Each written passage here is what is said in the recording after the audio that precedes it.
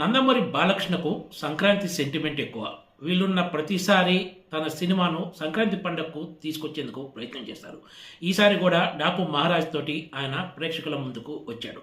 2023లో megastar చిరంజీవికి వాల్తేర వీరయ్య వంటి commercial hit ఇచ్చిన దర్శకుడు బాబీ కొల్లినే ఈ డాకు మహారాజ్ సినిమాను కూడా తెరకెక్కించారు.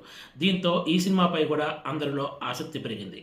అదే సమయంలో బాలకృష్ణ గత కొంతకాలంగా వరుస హిట్స్ తోటి దూసుకెళ్తున్నాడు.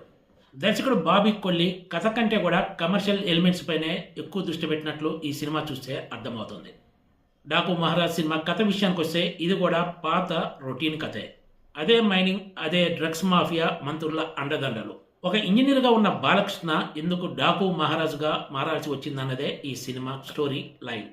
కథ గురించి చెప్పాల్సి వస్తే ఖచ్చితంగా ఇందులో ఏమాత్రం కొత్తదనం లేదనే చెప్పొచ్చు. అయితే దర్శకుడు బాబీ కొల్లి మాత్రం బాలకృష్ణ అభిమానులు ఏమి కోరుకుంటారో ఆ అంశాలన్నింటినీ జొప్పించి ఈ డాకు మహారాజును తెరకెక్కించారు. Daaku Maharaaj cinema first half దుమ్ము రేపితే సెకండ్ హాఫ్ బాగా స్లో అవుతుంది. ఫస్ట్ హాఫ్లో డాకు మహారాజ్ ఎలివేషన్స్, యాక్షన్ సీన్స్తో సినిమా ఒక రేంజ్కి వెళ్తుందనే చెప్పాలి. ఒక సాదా సీదా కథను తమన్ తన బ్యాక్గ్రౌండ్ మ్యూజిక్తో ఒక రేంజ్కి తీసుకెళ్లాడు. నిజంగా తమన్ తన బ్యాక్గ్రౌండ్ మ్యూజిక్తో సత్తా చాటి ఉండకపోతే డాకు మహారాజ్ సినిమా వ్యవహారం మరోలా ఉండేదని ఖచ్చితంగా చెప్పొచ్చు. అసలు కథ అంతా సెకండ్ హాఫ్లోనే చూపించారు. దీంతో సినిమాలో ఫస్ట్ హాఫ్లో ఉన్న జోష్ సెకండ్ హాఫ్ వచ్చేటప్పటికి బాగా తగ్గిపోతుందనే చెప్పాలి.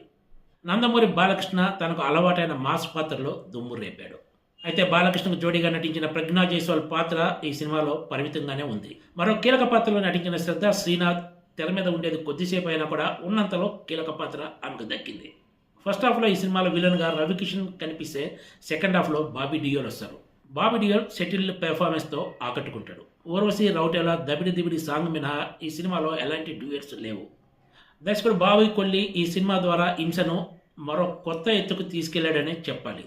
ఇప్పటి వరకు తలలు తెగటమే చూసాం, కానీ ఈ సినిమాలో మేక మాంసాన్ని కొట్టినట్టు ఒక మనిషిని కూడా ముక్కలు ముక్కలు చేసినట్లు చూపించేసి దర్శకుడు బాబీ కొల్లి ప్రేక్షకులకు షాక్ ఇచ్చాడనే చెప్పాలి. వీటికి తోడు ఆసుపత్రిలో అవసరం లేని బూతు డైలాగులు. ఈ విషయాలు పక్కన పెడితే డాకు మహారాజ్ బాలకృష్ణ ఫ్యాన్స్కు మాత్రం పండగ సినిమాగానే చెప్పచ్చు. Please subscribe TG TV.